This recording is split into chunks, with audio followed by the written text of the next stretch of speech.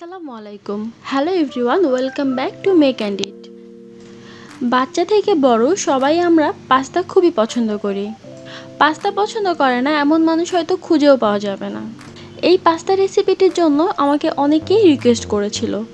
আমি আপনাদের সবার কাছে সত্যিই অনেক দুঃখিত যে আমি এটা তৈরি করতে অনেক দেরি করে ফেলেছি। শুধু ইউটিউবে না, ফেসবুক পেজেও এই পাস্তা রান্নার জন্য অনেকেই অনেক রিকোয়েস্ট করেছেন আমাকে।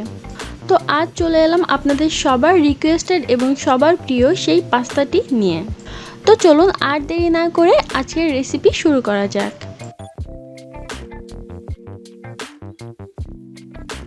প্রথমে আমি একটি সস তৈরি করে নিব। তার জন্য এখানে আমি 1 প্যাকেট ম্যাগি মশলার মধ্যে দিয়ে দিচ্ছি টমেটো সস। এখানে আমি 3 টেবিল চামচ পরিমাণ টমেটো সস নিয়ে নিচ্ছি। আপনাদের কাছে যদি ম্যাগি মশলা অ্যাভেলেবেল না থাকে আপনারা চাইলে নুডলসের মশলাটাও ইউজ করতে পারেন। এরপর আমি 3 টেবিল চামচ পরিমাণ ফ্রেশ ক্রিম দিয়ে দিচ্ছি। আপনাদের কাছে যদি ক্রিমটা অ্যাভেলেবেল না থাকে আপনারা চাইলে এখানে দুধ ইউজ করতে পারেন অথবা টক দই ইউজ করতে পারেন। এরপর আমি এর মধ্যে দিয়ে দিচ্ছি মেয়োনিজ।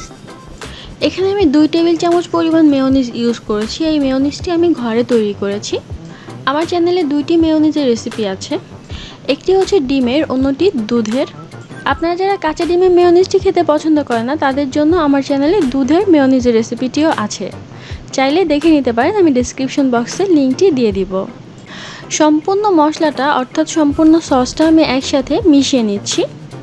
চেষ্টা করবেন এই সসটি অবশ্যই পাস্তার মধ্যে ব্যবহার করার জন্য।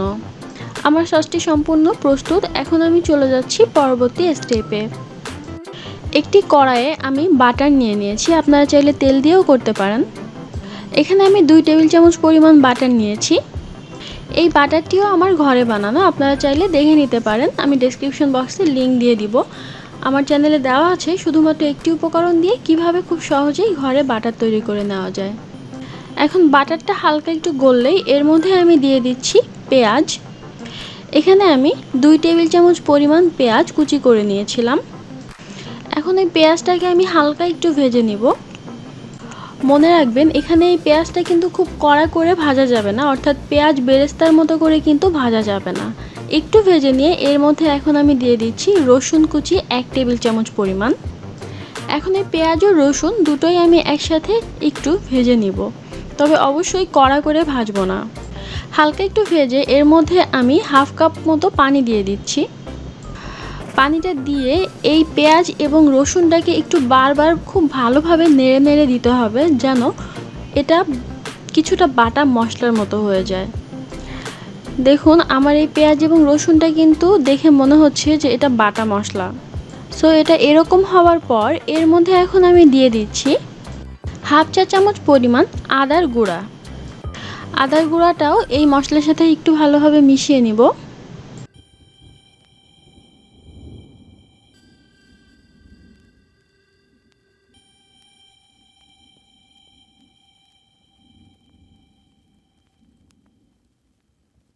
মেশানো হয়ে গেলে এর মধ্যে এখন আমি দিয়ে দিব শুকনো মরিচের গুঁড়া। এখানে মরিচটা আপনারা আপনাদের পছন্দ অনুযায়ী নেবেন, কারণ আপনারা যে যেরকম ঝাল খেতে পছন্দ করেন। আমি একটু বেশি স্পাইসি পছন্দ করি, তাই আমি মরিচটা একটু বেশি দিয়েছি। এই মশলাগুলোকে একটু কষানো হয়ে গেলে এর মধ্যে আমি সেই আগে থেকে তৈরি করে রাখা সসটাকে দিয়ে দিব।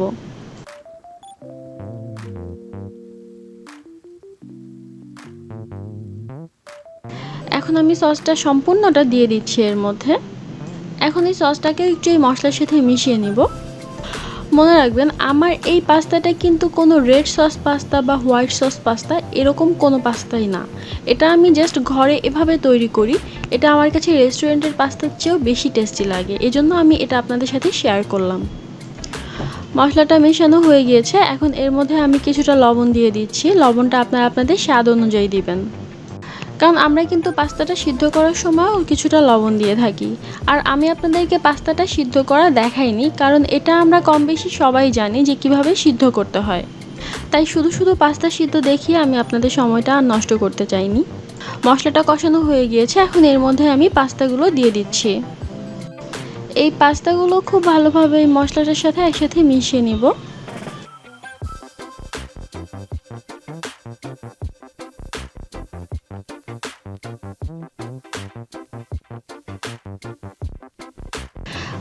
পাস্তাটাকে মশলার সাথে কিছুটা মিশিয়ে এর মধ্যে আমি এখন দিয়ে দিচ্ছি কয়েক টুকরো কাঁচামরিচ।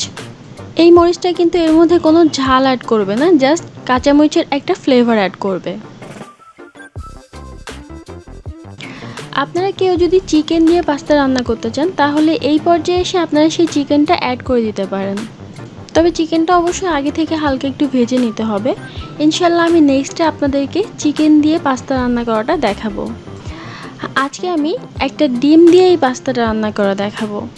এখন এই পাস্তাটাকে চারপাশ থেকে সরিয়ে আমি মাঝখানে একটু জায়গা করে নিচ্ছি।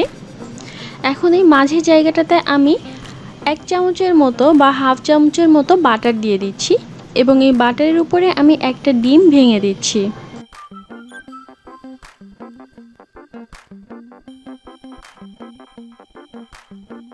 এখন এই ডিমটাকে মাঝে একটু ভালোভাবে হালকা একটু নেড়ে নেড়ে কিছুটা মিক্স হয়ে গেলে তখন আমি সম্পূর্ণ পাস্তার সাথে মিক্স করে দিব।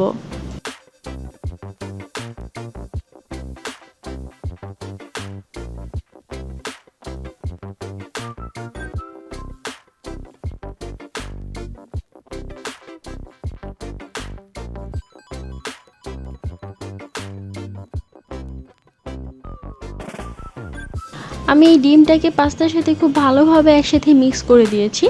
এখন আমি এর উপরে দিয়ে দিব মোজারেলা চিজ। আপনারা যদি চিজ পছন্দ না করেন তাহলে আপনারা চাইলে এ পর্যায়ে নামিয়ে ফেলতে পারেন। আমি এই চিজগুলোকে আগে থেকে একটু কুচি কুচি করে রেখেছিলাম, সেটা এখন এর উপরে দিয়ে দিব।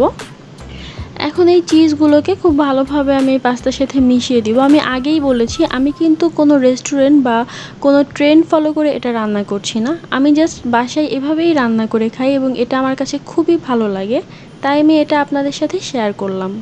এটা কিন্তু না রেড সস পাস্তা, এটা না হোয়াইট সস পাস্তা।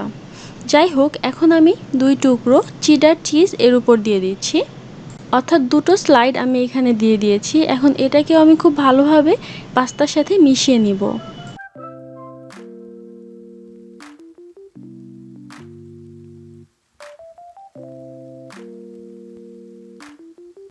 দেখুন সব চিজগুলো গলে গিয়েছে, আমার পাস্তাটা এ পর্যায়ে সম্পূর্ণ প্রস্তুত। এখন আমি এটাকে নামিয়ে নিব। ফিরে আসছি নামিয়ে সার্ভ করার পর।